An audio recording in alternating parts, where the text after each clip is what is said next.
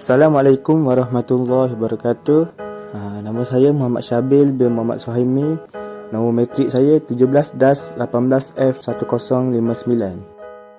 Selamat sejahtera, nama saya Arenggani Sunda, nombor matrik 17-18F1041.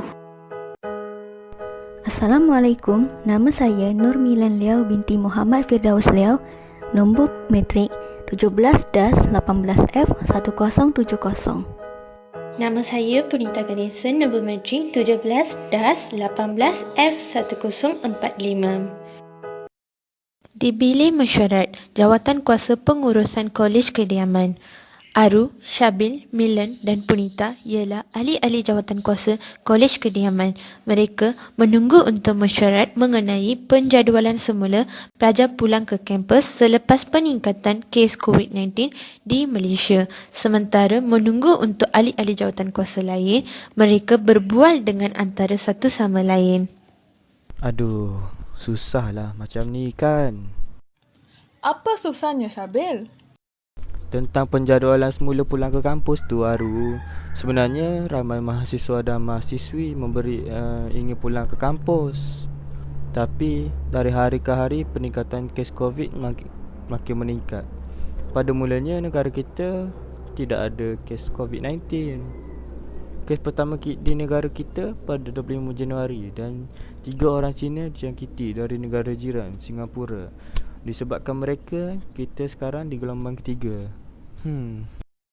Syabil, walaupun kes COVID-19 pertama bermula pada Januari dan pesakit pertama ialah orang Cina, pada masa itu COVID-19 masih terkawal. Pada Mac 2020, bilangan kes COVID-19 menunjukkan peningkatan disebabkan kluster tablik Sri Petaling. Kluster ini ialah kluster terbesar di negara sampai sekarang yang melibatkan 1,720 kes. Pada pendapat saya, titik permulaan untuk kes COVID-19 di negara kita dari kluster tablik Sri Petaling yang melibatkan kaum Muslim. Aru, sekarang ni awak nak salahkan kaum saya lah. Mula-mula, Syabil yang menyalahkan kaum Cina. Milan dan Punita yang sedang membersihkan bilik mesyuarat menoleh ke arah Syabil dan Aru mendapati ada perbalahan berlaku antara mereka. Kenapa Aru dan Syabil bergaduh? Punita, Aru cuba menyalahkan kaum saya kerana kluster tabligh Sri Petaling tu. Mula-mula, Syabil yang menyalahkan kaum Cina. Kamu menyalahkan antara satu sama lain hanya disebabkan peningkatan kes COVID-19 di negara kita? Kita tidak boleh menyalahkan sesiapa dalam isu peningkatan kes COVID-19, kawan-kawan. Sebagai rakyat Malaysia, kita sepatutnya menghormati setiap agama dan bangsa di negara kita. Walaupun kes pertama COVID-19 melibatkan kaum Cina dan kluster terbesar ialah kluster tabligh Sri Petaling, rakyat yang menjangkiti ialah rakyat Malaysia yang terdiri daripada berbilang kaum. Betul, Punita. Virus tidak kenal dan tak dapat membezakan jantina, darjat, status, bangsa dan agama seseorang. Jangan disebabkan satu virus ini, kita merobohkan ikatan perpaduan kaum di negara kita. Seperti peribahasa, bersatu teguh bercerai roboh, serta mulut bisa badan binasa. Kita harus berfikir 2-3 kali sebelum mengatakan sesuatu. Jangan sampai kata-kata itu memecah belahkan masyarakat di Malaysia. Saya minta maaf semua. Sebagai rakyat yang bertanggungjawab, saya tidak sepatutnya menyalahkan atau menghina suatu kaum. Perkataan saya hampir memutuskan ikatan perpaduan dan persahabatan saya dengan Aru. Syabil, saya minta maaf ya. Saya tidak sewajarnya mengeluarkan kata-kata yang menyakitkan hati Syabil dan saya tidak seharusnya menyalahkan sesiapa dalam keadaan COVID-19 sekarang. Saya sedar kesalahan saya. Peristiwa ini memperingatkan saya lagi satu peristiwa hitam yang berlaku di negara kita pada 13 Mei 1969. Insiden rusuhan kaum yang berlaku ini dan kemuncak masalah perpaduan di Malaysia. Tragedi ini telah meragut nyawa serta harta benda tanpa mengkira agama dan kaum. Insiden hitam ini mempunyai kaitan yang rapat dengan pilihan raya umum 10 Mei 1969.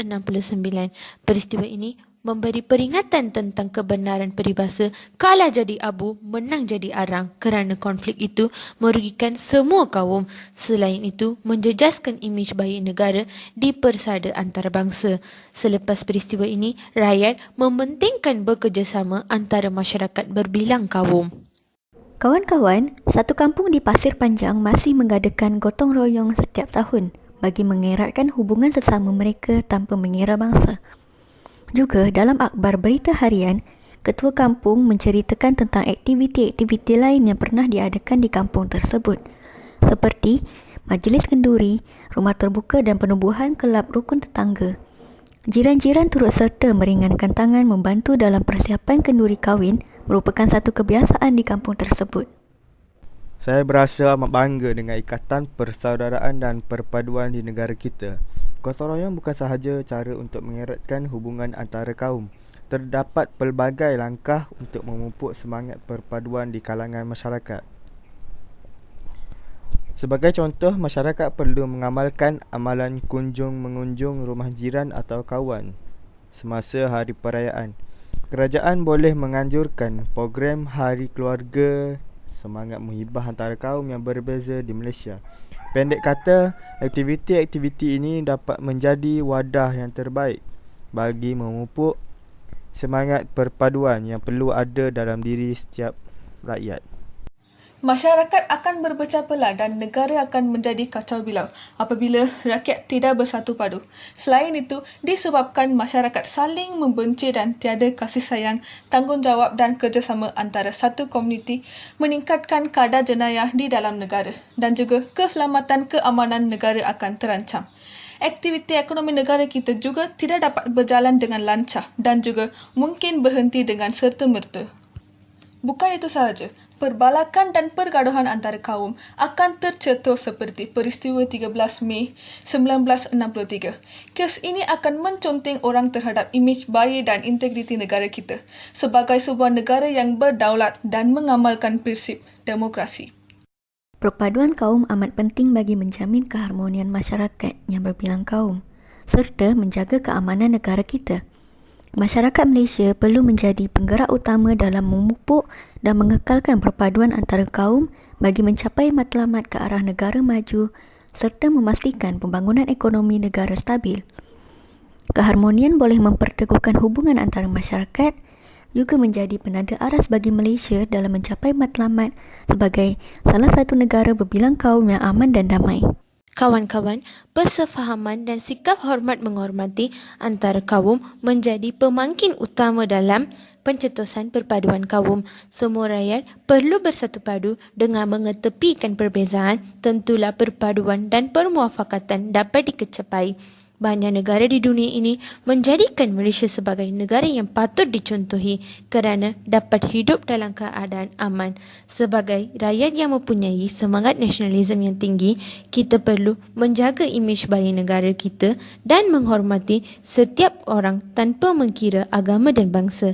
Kita perlu bekerjasama untuk melawan musuh bahaya negara kita melalui memutuskan rantaian COVID-19 dan mengukuhkan ikatan perpaduan negara kita. Kita perlu bersatu padu untuk memerangi atau menangani wabak COVID-19 seperti mana atuk nenek moyang kita yang berusaha untuk mendapatkan kemerdekaan daripada penjajah British waktu masa ketika dahulu. Terima kasih kawan-kawan. Selepas mendengar perbincangan antara kami, semangat perpaduan saya juga meningkat. Jom kita melawan COVID-19 bersama-sama. Dan menunjukkan pukul 9 malam, mereka bergerak ke tempat masing-masing sebelum mesyuarat bermula.